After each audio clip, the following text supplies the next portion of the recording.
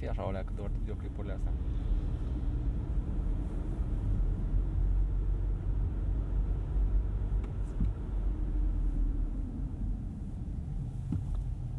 Cătine, așa.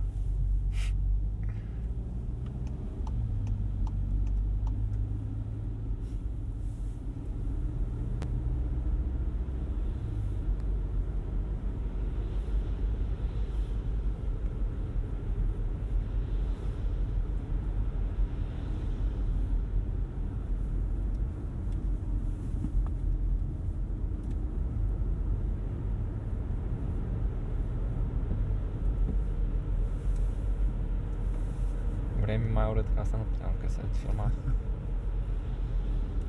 Numai dacă era 12 amiaza vara, să fi văzut mai rău de atâta. Putea să fie ceață complet. Sau așa. Dar era mai interesant măcar că era ceață complet.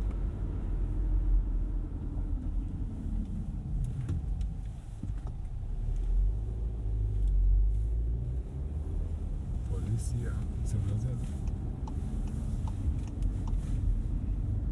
E văzut poliția? Nu, dar e sigur m-a văzut pe mine. Da, nu schimbă cum mi-aș dori eu. Nici treptele nu le schimbă, cum mergi subturat, frâna de motor e gândită ca să meargă mult pe liber ea. Uite, accelerează un pic mai tare și ia piciorul.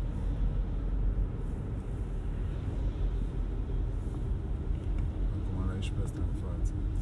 Că dacă dai un pic mai tare, după aia se pune singură pe liber în majoritatea cazurilor, nu Asta am văzut când am mers atunci la Iași.